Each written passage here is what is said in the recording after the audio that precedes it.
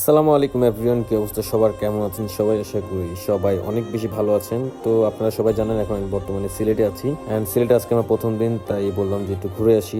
তারপর সিফাত ভাই, সাকিব ভাই অ্যান্ড আমার ভাতিজিকে নিয়ে বের হলাম। ও হচ্ছে অনেক দুষ্টু, তাই ওরে হাত ধরে নামাচ্ছি যেন কোথাও আর ছুটে না পালিয়ে যায়। তারপরও দেখুন বাইরে যাওয়ার জন্য কত কি করছে। তারপর আমি ভাবলাম যে ওর সাথে বেরে পারবো না, তাই আমি কেচে গেট ধরে আটকে রেখেছি। তারপর গাড়িতে উঠে সে অনেক মজা করছে অ্যান্ড চারপাশ ঘুরে দেখছে আমি কি করছি, ভিডিও করছি সেটাও দেখছে।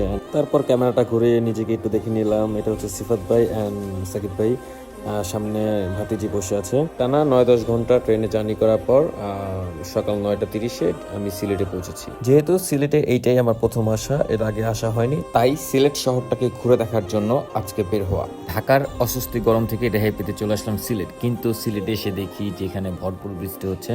যখন ট্রেন থেকে নেমেছিলাম তখনও বৃষ্টি, এখন ঘুরতে বেরোচ্ছে এখনও বৃষ্টি। মানে সিলেটে আসার পর থেকে শুধু বৃষ্টির চেহারায় দেখতেছি। সিলেটে আসার পর আমার সব থেকে যে জিনিসটা বেশি ভালো লেগেছে তা হচ্ছে সিলেটের রাস্তাগুলা খুবই নিট অ্যান্ড ক্লিন, কোনো জ্যামজট নেই, খুবই শান্তশিষ্ট একটা পরিবেশ। অ্যান্ড এখানে দেখা যাচ্ছে সিলেট সিটি কর্পোরেশন লেখা।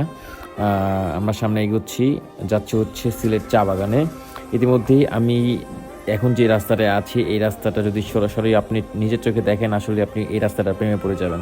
সো আশেপাশের ভিউ দেখতে দেখতে আমরা ইতিমধ্যে চলে এসেছি সিলেট চা বাগানে, যা অনেক ফেমাস একটি জায়গা। অনেকে এখানে এসে ভিডিও করে, ব্লগ করে, তো ভাবলাম আমিও এখানে আসছি, আমি কেন করব না।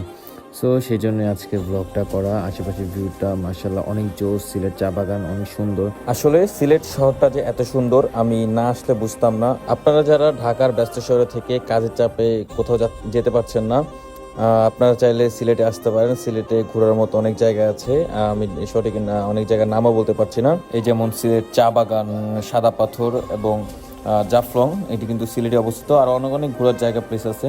যারা চাচ্ছেন নিজেদের মাইন্ডে একটু রিফ্রেশমেন্টের জন্য কোথাও ঘুরতে যাবেন, তাহলে এইসব জায়গাগুলো হতে পারে আপনার জন্য পারফেক্ট একটি ঘোরার জায়গা। চা বাগান ঘোরার পরে আমরা আরাকে নিয়ে যাচ্ছি হচ্ছে একটা রেস্টুরেন্টে, ফুড পার্ক।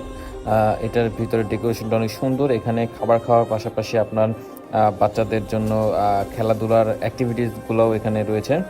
এখানে চাইলে বাচ্চারা খেলতে পারবে অ্যান্ড যারা আমরা বড়রা আছি তারা এখানে খাবার দাবার খাওয়ার ব্যবস্থা রয়েছে। তো আয়রাকে ছেড়ে দিচ্ছি এখন খেলার জন্য। ও হচ্ছে গিয়া কি বলে এটাকে, ছোটোবেলায় আমরা খেলতাম স্লিপার যেটাকে বলে, ও স্লিপারে খেলতেছে অ্যান্ড অনেক মজা পেতেছে। এদিকে আমি ভিডিও করতেছি। আয়রাকে খেলতে ছেড়ে দেওয়া হয়েছে। এর ভিতরে আমি আমার ফোনের ক্যামেরাটা, সামনে ফ্রন্ট ক্যামেরা নিয়ে আসলাম অ্যান্ড একটু ভাব দেখাচ্ছি যে সিলেটে ঘুরতে আসছি। চুলগুলো ঠিক করলাম। এরপর আমরা চলে যাচ্ছি হচ্ছে বাসার দিকে।